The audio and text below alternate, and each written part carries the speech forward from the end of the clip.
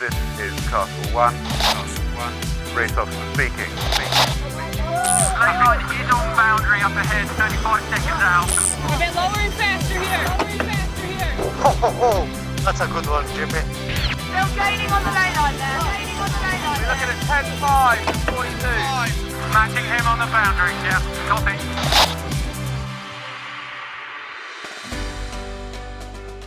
Hello podcast listeners, welcome back to the second part of our chat with New Zealand match racing legend, America's Cup skipper, Dean Barker. As ever, if you're tuning in without having first listened to part one, then you know what I'm going to say. Go back and give that a listen first. It'll give you a good idea of Dean's early career. In that first part, we hear how Dean helmed New Zealand across the final finish line to successfully defend the Cup in 2000. Before the great exodus of sailing stars from the team saw him then skipper the defence in 2003. Coming up, we have a whole host of Cup chat, of course, but we start with the Marathon Challenger Series in Valencia. I didn't mention it in my question to Dean at the time, so I'll say it here. With 11 challengers and a whole round-robin series to negotiate, Dean skippered Emirates Team New Zealand into the Cup match in Valencia via 27 wins from 32 races in that Challenger regatta. That's an 84% win ratio and a pretty dominant feat of match racing prowess. Before we get on to that though, if you're enjoying season 4 of the podcast, then please do head over and show your support at buymeacoffee.com/sailing podcast. It's dead easy, and your support allows us to stay ad-free so we can keep on delivering these uninterrupted stories. If you've already done so, then a huge thanks for the coffees. If not, why not head over and take a look? It makes a real difference. Back to Dean, and we pick things up in Valencia. 11 challengers had congregated in the Spanish city to try and take on Alinghi in the Cup match. They'd have to negotiate one of the biggest Challenger series the Cup had ever seen.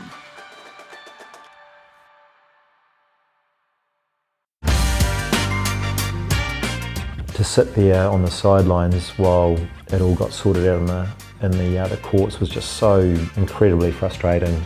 Certainly in 2007, if someone said you're going to be sailing around on a foiling catamaran in 2013, I would have laughed them out of the building. You stayed in the Cup Royal, Dean. The next event was in Valencia.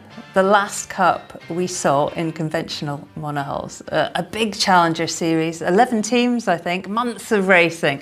How daunting does that feel? To even attempt to win the Cup, the Challengers had to sail something like 20 round-robin matches alone, then semis and a final. I mean, how daunting was that massive series? Well, I think Valencia was an amazing event, because this is the first time I'd been a challenger. So the two times I'd been involved in the Cup as a defender, so you're straight in the final. So you to be faced with a challenger series, and then also the fact that we had some very strong challengers in that group.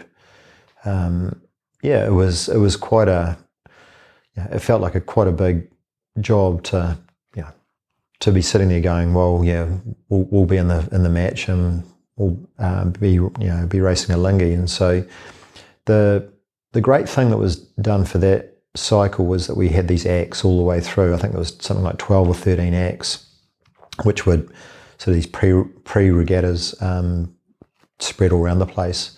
So you got to race against the other competitors, predominantly in the boats from the previous Cup, but once we got to Valencia, I think the last act was in, everyone was racing in their new boats at that stage. So it was, and we went out there, and I think in that last act, and Alinghi just annihilated everyone. Like it was just, it was actually quite embarrassing. We're all just sitting there going, well, this is we're all racing for second. So anyway, we get into the Challenger Series, and we didn't have the best. I think it was 3 round robins, but we didn't have the best start to it. We lost, I think, to both Prada and to Oracle, and obviously, and I think we actually Mascalzonia in our very first race. So it wasn't going quite to how we were expecting to go, but then we quickly turned things around, and then sort of got through. Ultimately, we won the round robins, and then we had to choose our opponent. So we chose to race the Spanish in the semi-finals, and they were quite the handful. With Carol Jablonski steering that boat, and quite unusual sort of approach to match racing. So it was actually they were a pretty good team in the end, and so they gave us more of a run for our money than what we were probably expecting. And then up against Prada with Jimmy obviously steering that boat, and managed to go through and win that one 5 zip, which probably wasn't a fair reflection. They were a competitive team, and a lot was made of Jimmy around the start area and everything else. So but it was really good preparation, and so we went into the match against the Lingy feeling reasonably confident with the way we were sailing the boat, but obviously pretty anxious about how we would perform, because from what we'd seen from the Lingy team in the last act was that they were fast. It started 1 win apiece. You won race 3, but in the following races, famous for some real intense tacking duels, a series of issues on Team New Zealand saw a Lingy take the initiative. To many of our listeners that race crude boats out around the Cairns every weekend, we're talking spinnaker wraps, issues on the bow in several races. How tough was that to take, Dean, when you were making what should have been some race-winning decisions at the back of the boat?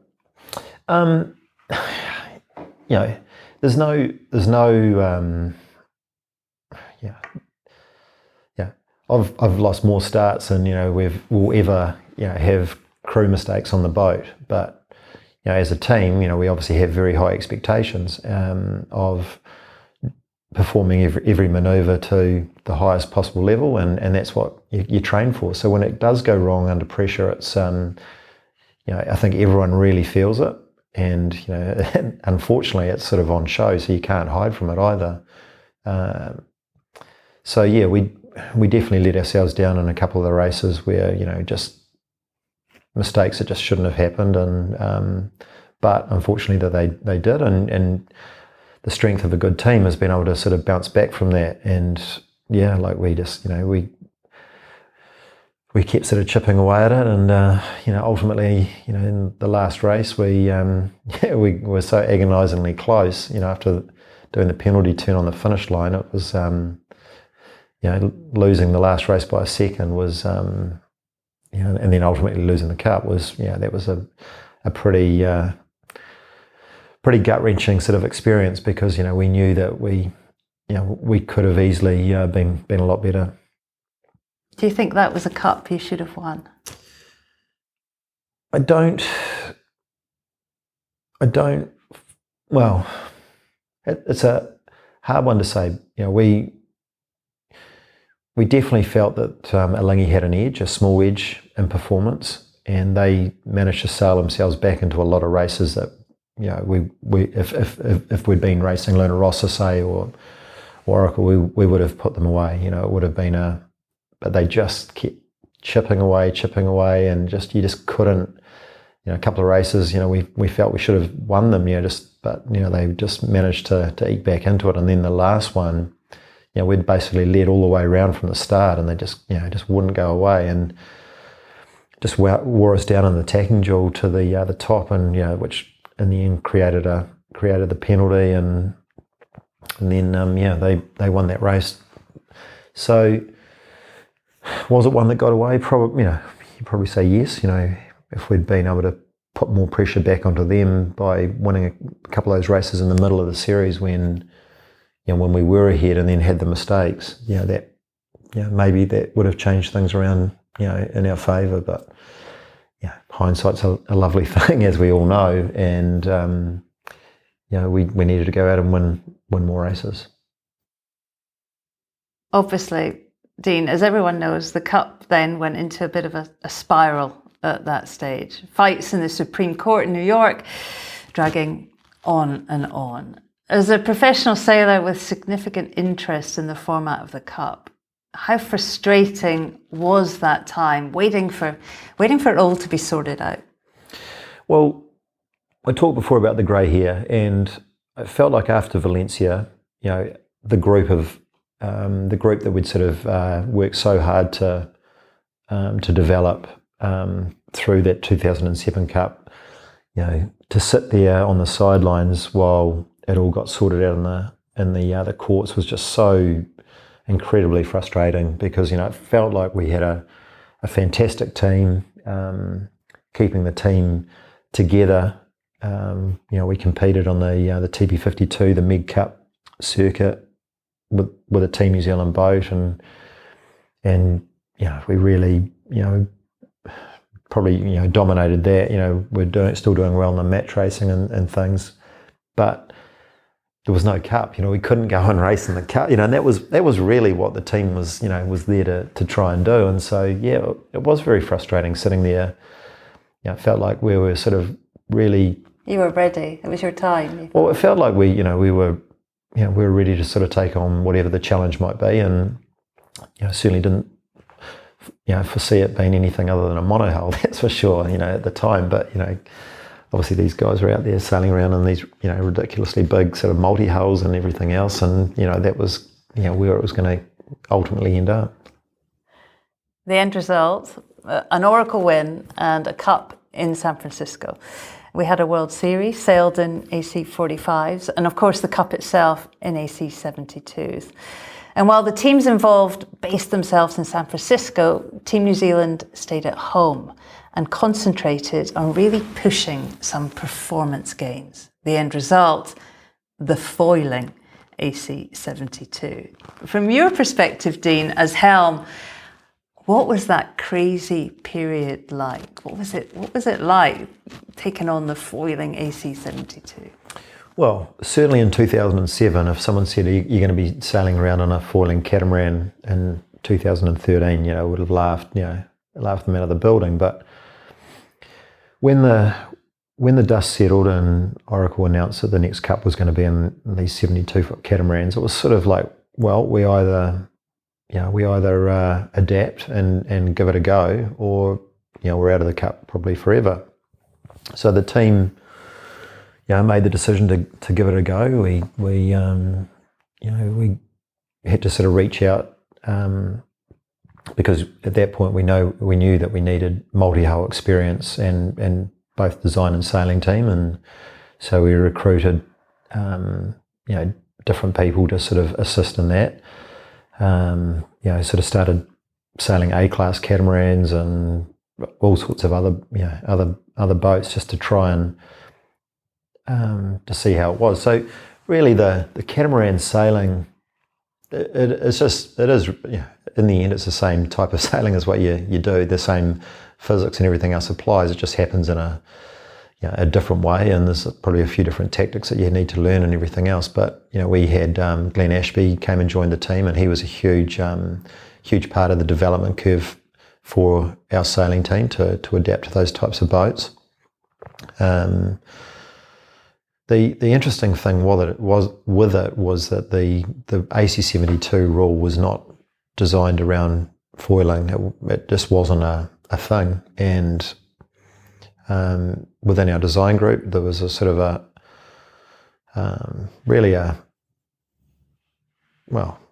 they looked at it and just said, because it was all about sailing in San Francisco, a windy venue and everything else. How are you going to stop these things? Pitch poling and what have you. And so they all had the curved foils, and they provided all the sort of lift and help you get going. And so then the question was, well, how much displacement are you going to take on the foil? Is it 60%? Is it 40? Is it 80? And then it was like, well, why can't we actually lift the boat clear out of the water? Because then the performance gain is massive. And so went down this path, and it's like, well, maybe it could, it is possible.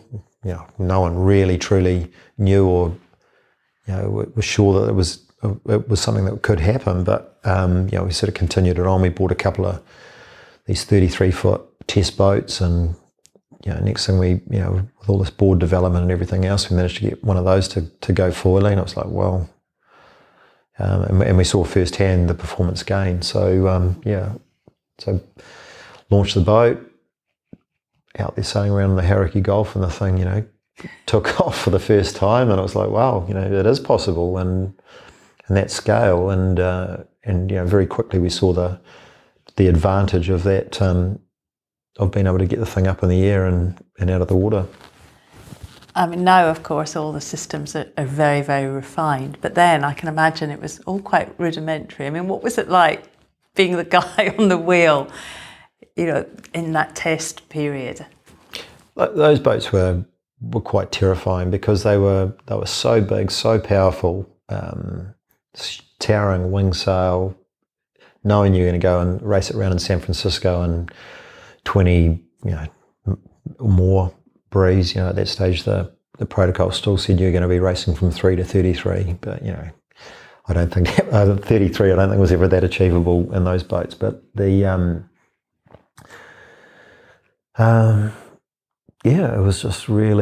was just a different world. We were dealing with these hydraulic systems and control systems and all sorts of things, trying to keep the thing foiling, and the big thing with it is that we were designing a boat, but we really didn't give anywhere near enough consideration to aerodynamics, which these days is now the primary driver when you look at the type of boats that we're dealing with. But back in San Francisco days, the boats were, well, really our boat it served its purpose, but it certainly wasn't a thing of beauty in terms of the aerodynamic fairings and how everything was done. Like huge amount of effort went in from all the team to make the thing pretty good. But when you look at the crew, they're all standing up in the air, and it's just like and obviously with the events that occurred and leading up to the start of the racing there, with particularly with Artemis, you just didn't realise I guess how dangerous these things could really be. So that was a real I guess the wake up moment for everyone involved with what we were now dealing with. It was also secret, I remember, wasn't it? And you were testing like a lake in the middle of nowhere in New Zealand, and and eventually some grainy picture got out. Did it feel sort of quite pioneering? I mean, how, take yourself back to that time. 100%. Like it just, you sort of thought, well, foiling wasn't a new thing. Like there were plenty of ferries that were hydrofoiling, and I think there were, there's pictures were surfacing of all these sort of old yachts that had been foiling, but they were never designed to do an upwind downwind race. And so we were sitting there battling with the same dilemma I'm sure everyone else was sort of probably faced with once they saw pictures of the boat foiling. Was it going to be too slow to overcome the gain on the downwind, too slow upwind? But we very quickly established that the boat was just fine upwind, because you were taking displacement. We didn't ever envisage being able to get the thing to foil upwind, but certainly on the downwind, if we could get it falling downwind and then learn how to manoeuvre it, it felt like it was going to be a huge advantage. So there we were, and then we're faced with all the sort of the critics, as we got sort of closer to it, why do we come out and do it so soon? But the reality was we actually didn't even know that it was still possible at that point. So we really, it was just backing ourselves that if we could be good at it, and we'd try and remain the step ahead of the other teams, even if they came down the same track. San Francisco, of course, is a pretty full-on venue.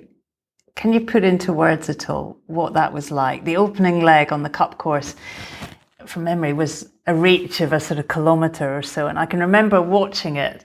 I mean, now, of course, foiling is commonplace, but 10 years ago, these massive boats lifted out the water, reaching across the bay, and you're hanging onto the wheel. Describe particularly those early races. What was that like? to say the boats were under control would be, there would be a massive overstatement. Like, they were so hard to manage on that reach across, from the start to that turning mark off St Francis Yacht Club, and then, off down the bay. And it was like the speeds and the power and everything else, and how out of control you felt at times. It was like really quite, it was quite nervy, because it is a proper breeze in San Francisco. It's a dense breeze. When it builds, it's fantastic venue, because it's just, it's consistent in direction, and normally always wind, and at that time of the year. And so, you definitely need your wits about you, but just the speed and just the proximity to the land. You're sort of thinking, well, if it goes wrong here, we're going to be picking up pieces off the waterfront at San Francisco. But just the racing up and down the bay there was just phenomenal. What happened out in the bay is well documented. With a 2-race penalty carried into the cup match, Oracle weren't on the scoreboard until it was 6-1. You got them to 8-1 when Jimmy Spittle famously suggested the pressure was all on you. At the time, a ridiculous thing to say, much heralded with hindsight. What were you thinking when he said that? Well, what was interesting was that, when we started the event, they were still pretty much at 6s and 7s. They'd been through, the cheating scandal and everything else, and they hadn't really probably been as focused as they needed to be on it, and they'd been learning to foil.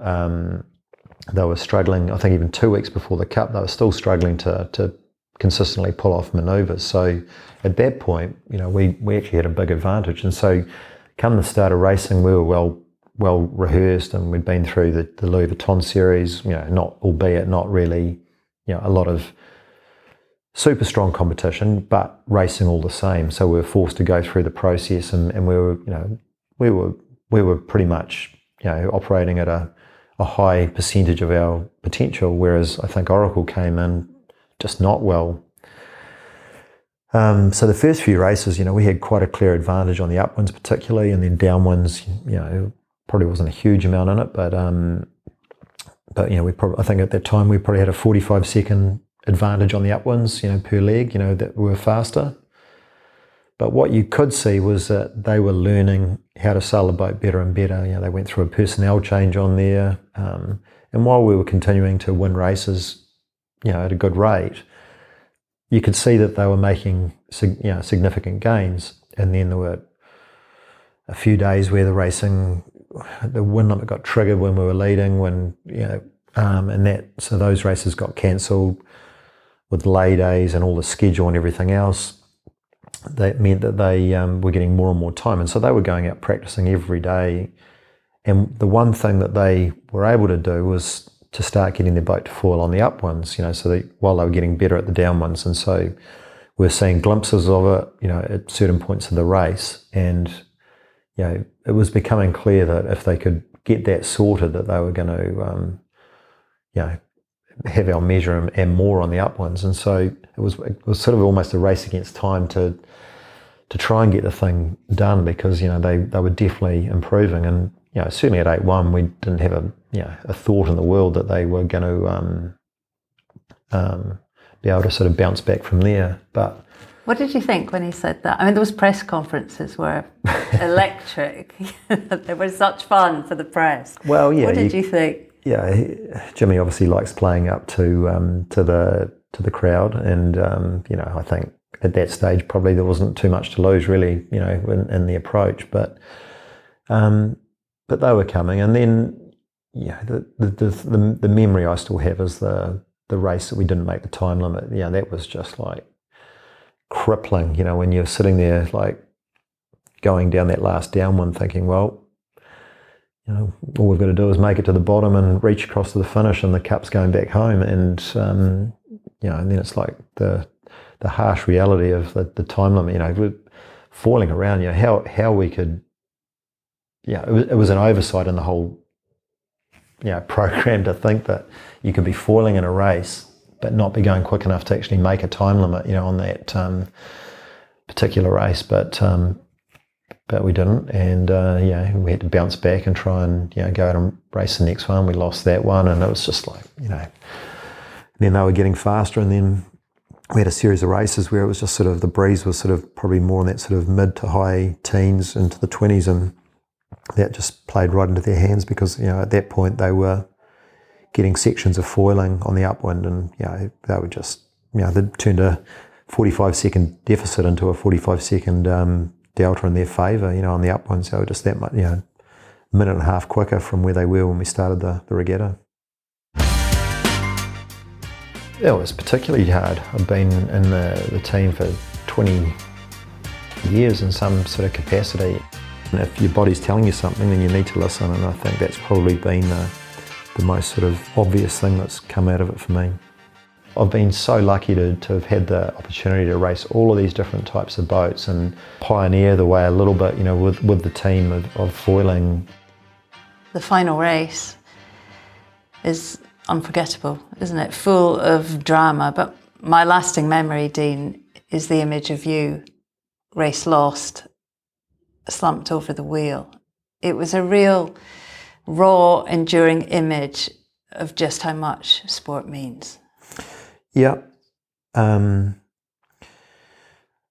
think of any of the losses, that one hurt the most because we'd been so close to taking the cup home, which was all that we, had ever dreamed about doing was finally to get the cup back to New Zealand. And we'd been through some pretty difficult times, but that one, by far hurt the worst, just because, it was there. We were so close to victory, on 2 or 3 occasions, and the upper wind limit got triggered in 2 races, when we're leading the race where we nearly capsized because of the hydraulic issue when we were leading, running out of the time limit in another race, which was to win the cup. It's just like, you just think, man, how many times can you just not fall your way? And then the last race we went in there determined to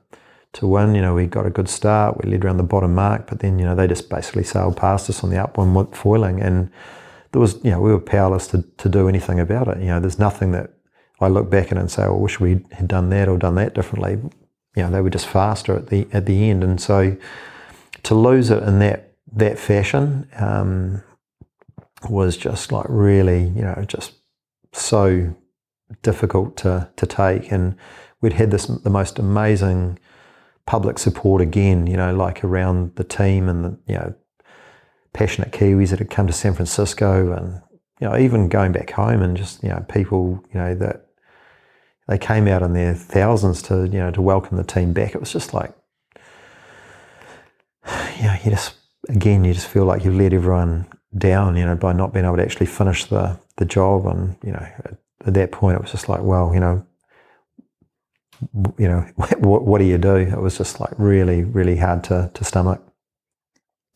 I can remember, I guess a few months later, Dean, coming down to Auckland to interview you and Grant Dalton about the loss to Oracle, and it was hard.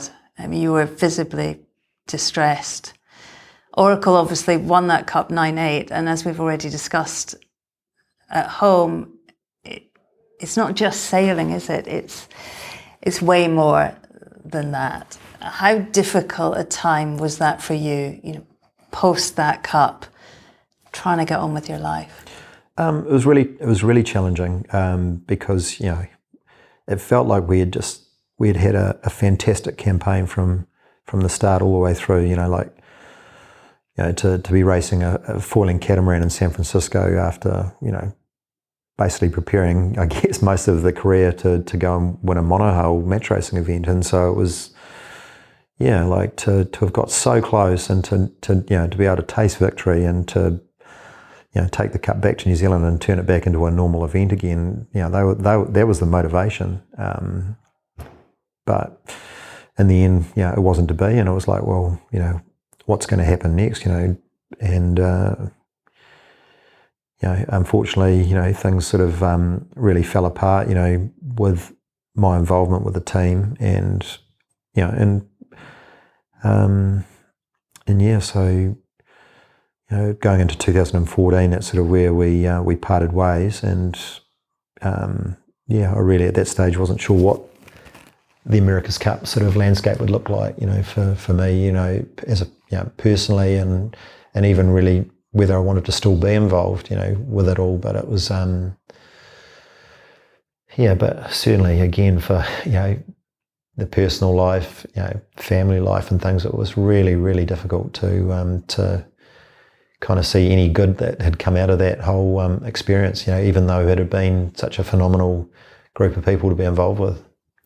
Has time healed it at all? I mean, it's coming up to a decade this year.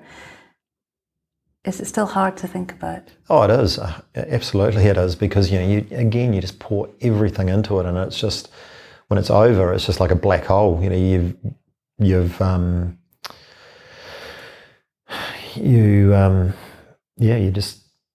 just feels empty, because you've put everything on the belief that you're actually going to win the thing, and then you're going to sort of carry on with the process of trying to shape what the next one will look like, and then when it doesn't sort of doesn't work out, it's just like it's just a vacuum. It was a while after that cup you were offered a non-sailing role with Team New Zealand, and I think that's right. And so you decided to move on. I mean, how tough was that, leaving a team that you'd been part of for so long? I mean, I actually remember being in Auckland, and it was front page news in the newspapers, your departure from the team. I mean, how difficult was that for you? It was particularly hard. I'd been in the team for 20 years in some sort of capacity, and a lot of my closest friends and friends of the family and everything else, it's just those relationships and the being part of it all, it was really, really, it just felt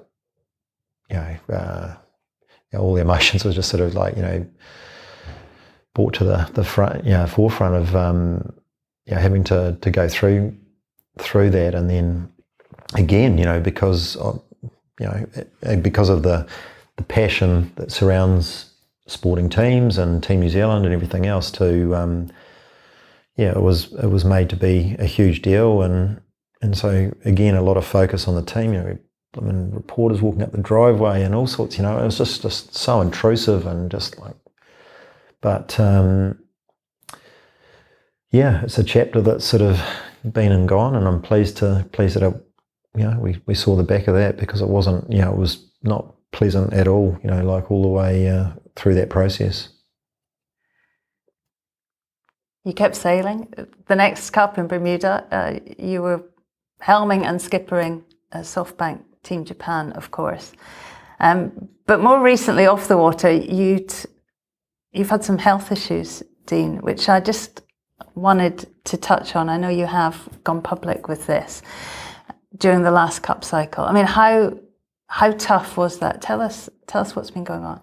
So, I was part of the American Magic team. We'd been training in Newport, and we were packing up to relocate down to Pensacola for the winter training, before we moved to New Zealand. And I noticed a couple of sort of things that weren't quite right. So didn't really do anything about it for the 2 or 3 weeks, and then when we got to Florida, went and talked to the team doctor, and just and so he recommended it all, the process. So went and got checked out, and very quickly was determined I had a tumour in my colon, and so one thing led to another. I was very fortunate. We had good sort of access to health care and treatment while we were in the US, and a week later I had that removed. They, as part of the process, they found the lymph nodes had been sort of had some of them been affected by it also. Had cancer on that, so had to basically at the start of, basically New Year's Eve, I had my first treatment of chemotherapy of 2020. So it was a 6-month course of chemo, and in the meantime, still trying to continue to be involved with the team and in my capacity, the role that I had there. And so, the one thing was probably fortunate because, like while I was managing in the early stages, I had to do 12 rounds of chemo. So every 2 weeks would be sort of like a 2 or 3 days with a pump. I had a port put on my chest where, and I'd have a slow release pump, just putting the drugs in over those 2 or 3 days, and then basically for the next 9 or 10 days you're recovering before the next one. So the goal was always to be ready to go sailing again by the weekend. So I'd miss a week, sail for a week.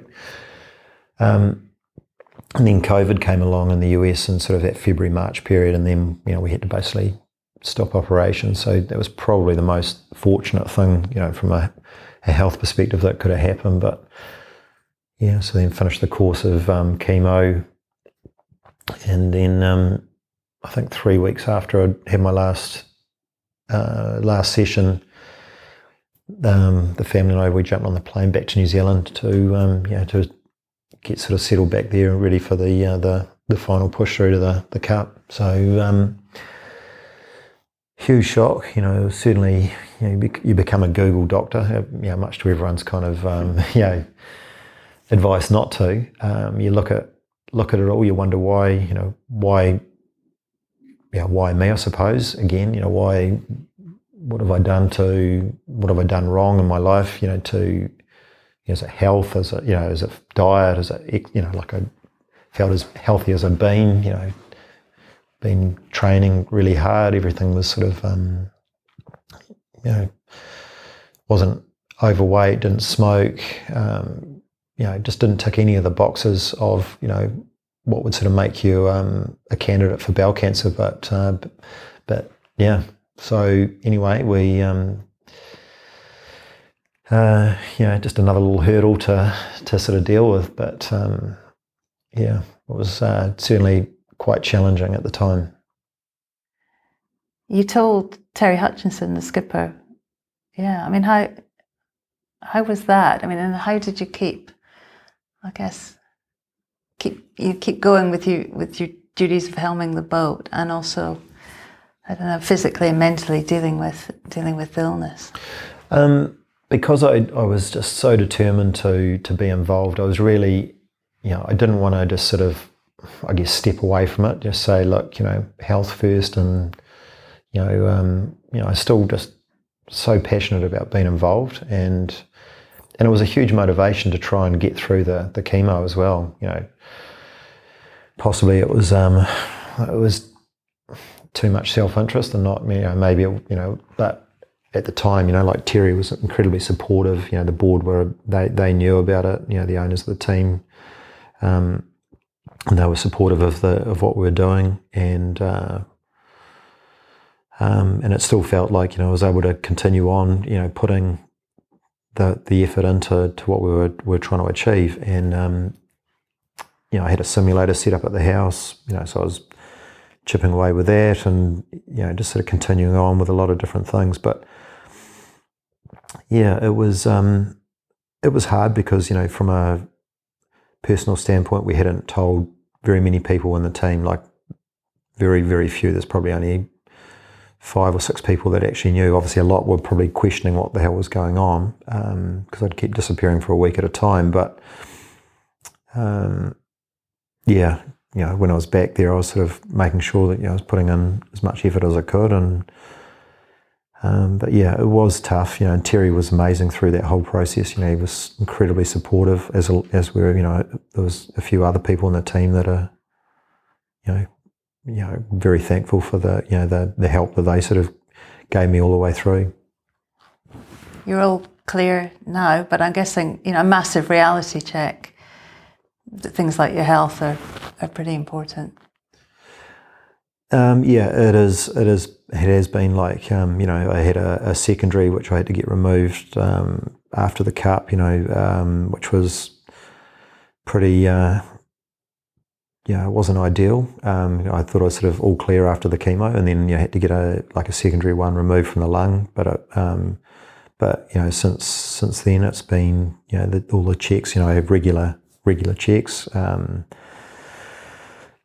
All you can do is sort of, give yourself the best opportunity and make the most of what you've got. But it's, in terms of a reality check, you sit there and, I'm convinced, in the absence of any other kind of obvious sort of rationale as to why, that it must be somewhat due to stress and dealing with a lot of the pressure and things over time, because even though you probably don't feel it necessarily as something which is bad for the health, I think it's in the absence of any being able to blame anything else, that's probably the best that I've been able to do. But I've been so fortunate with the support, love and support of my family and friends, just getting through it all, but you do take a huge step back and look at life in a very different perspective, because you sort of think of what the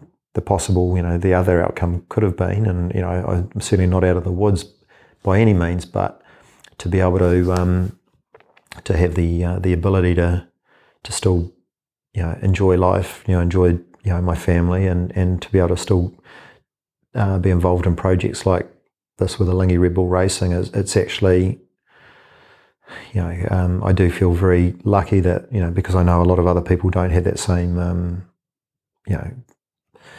outcome in what they're dealing with. I guess the lesson for people listening is, if you see something a bit weird, get it checked out. Yep, that is very much the case. I've I decided to, where I sort of, because it had been a very private thing, we hadn't told anyone. Only our very sort of closest friends knew anything about it. But I felt compelled last year to help try and raise awareness around bowel cancer in New Zealand particularly, and so I've taken on sort of an ambassador role with them to try and help promote that. We've got a campaign coming up in New Zealand in June, which sort of involved with it, and it's and if nothing else, it's just purely about trying to help people raise awareness, because in New Zealand, and I guess elsewhere, particularly males, the she'll be right attitude isn't necessarily the right one, and and if your body's telling you something, then you need to listen. And I think that's probably been the most sort of obvious thing that's come out of it for me. Well, it's good to see you looking so healthy. Back to Boatstein. Enough of that for now. You sailed the last cup, helming American Magic at home in Auckland. I was there as part of the TV team. It was an amazing cup. What did you think about the AC75? What did you think of it as a cup boat and that game and that cup? Against probably what a lot of people thought, it actually worked, and I thought it worked well in the type of racing that what Team New Zealand sort of envisaged. So I think the tight race courses that have been sort of trialled in Bermuda and San Francisco before, the short, narrow boundaries, the foiling manoeuvres, the boats were actually performed were quite good vehicles for what was trying to be achieved. And some of the races were obviously very good to watch, and others maybe a little bit one-sided, but in terms of a first generation, I think the 75 class, if you're into foiling and if you're into that the very fast action pack sort of racing, then it definitely serves a very good purpose. The boats are phenomenal. They're incredibly powerful, incredibly fast, and they're difficult to manage at times, as we saw. Well, we're going to talk about that. Yeah, well, I figured we would, yeah, but yeah. Thank you for leading me into it. The American Magic campaign had a significant issue, didn't they, in the Challenger Series round robins? What are your memories of that day and that capsize? What happened there, Dean? Well, again, we'd got off to a bit of a slow start in the round robins, and really, we had high expectations of how we'd been going, and we'd sailed well in the Christmas Cup, and felt that the boat was competitive. We were nervous about how Team New Zealand were going. In the races we'd had against them, they were clearly very strong, as you'd expect. But yeah, we just didn't really connect well, in the first few races. And so this particular race against Luna Rossa, we were, the boat was going really well. It was sort of a bit uprange. Pace was really good. We'd sailed a good race, and coming into the final top mark, it was a northwest, sort of quite a volatile breeze. Quite a big squall sort of came down the course, and we sort of attempted. I made the decision that we were going to tack around the mark, and because the wind had shifted so much, basically it was going to be a reach from the top mark to the finish. So, going to the other mark, ending up further downwind, and then it was just going to make the angle even more challenging.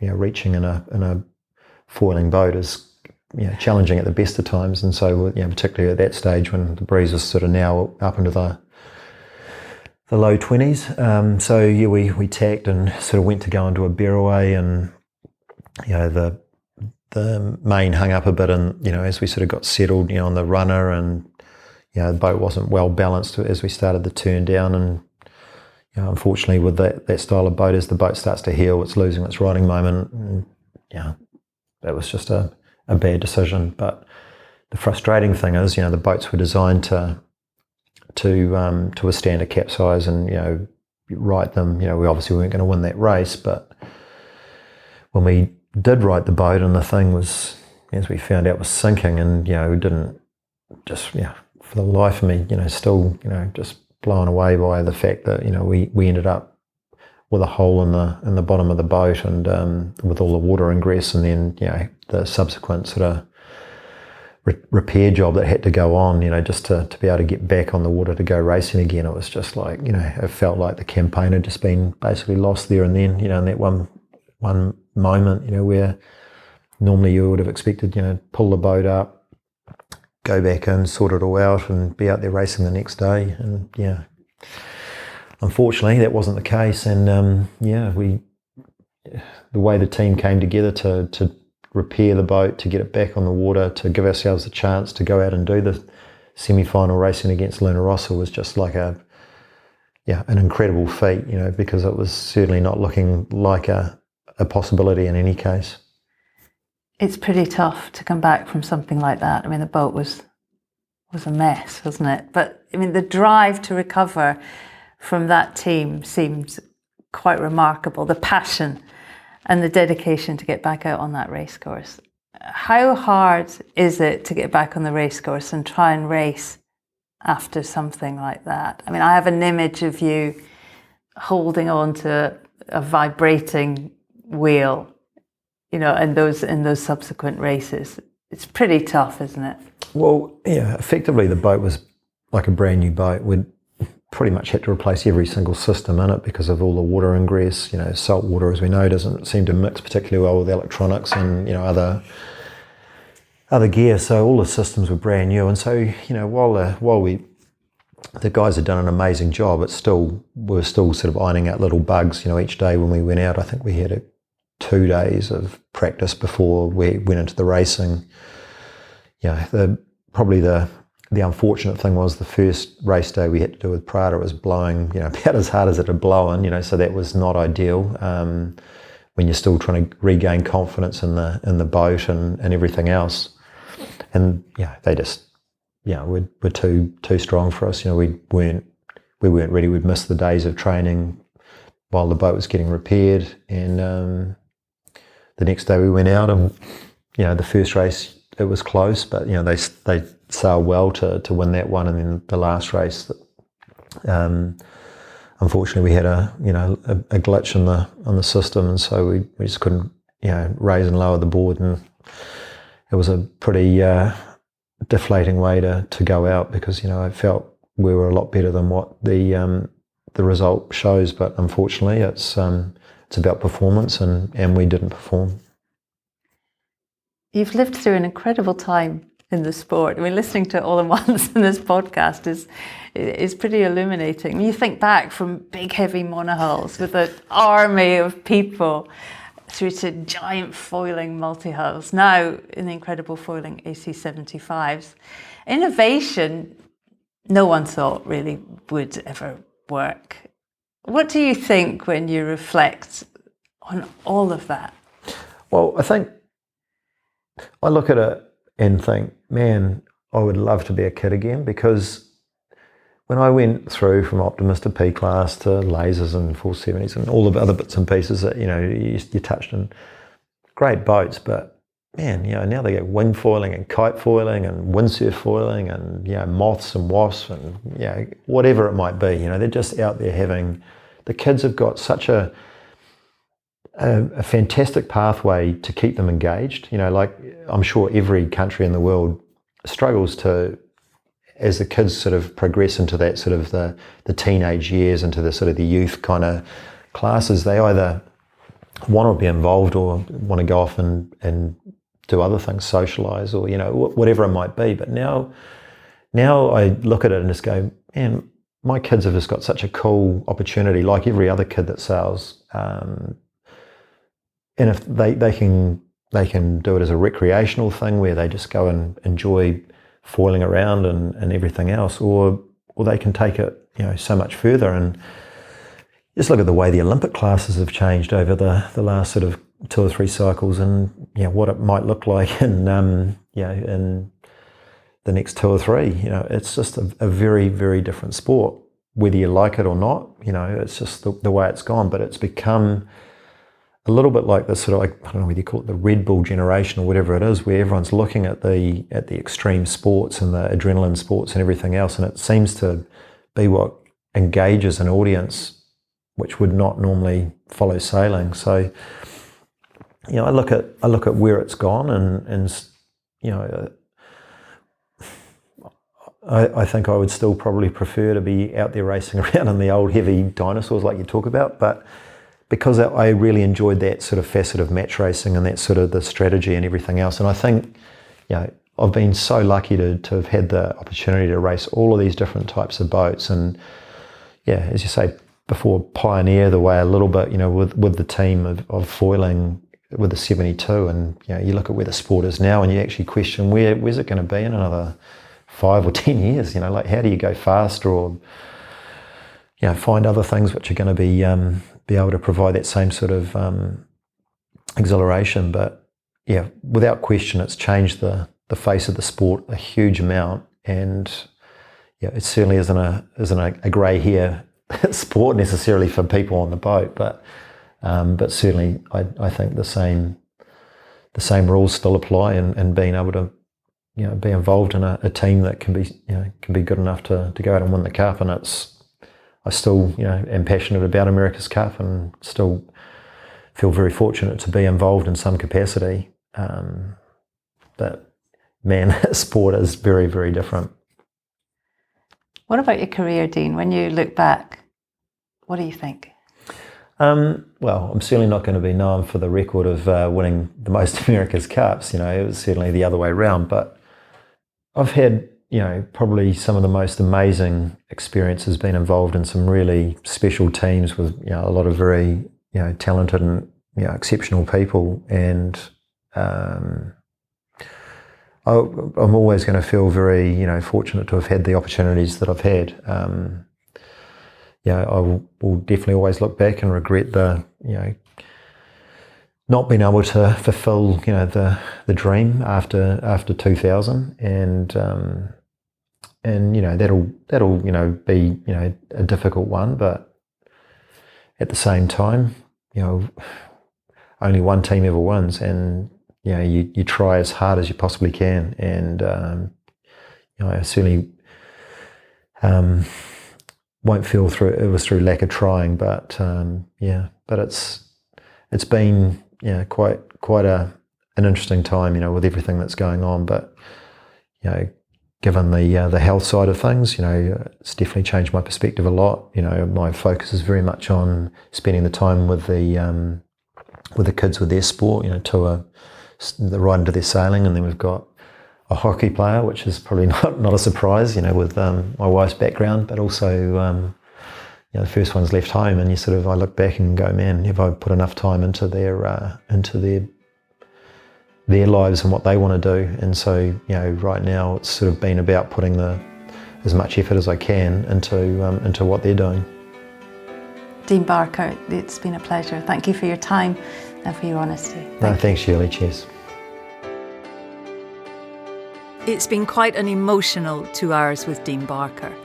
A man, I hope Dean doesn't mind me saying, that has faced a degree of adversity in his sailing career, a lot of it in front of a lot of television cameras. I have myself reported on some of those moments firsthand, and have to add that in those moments, in Dean, I have never seen anything but dignity and poise.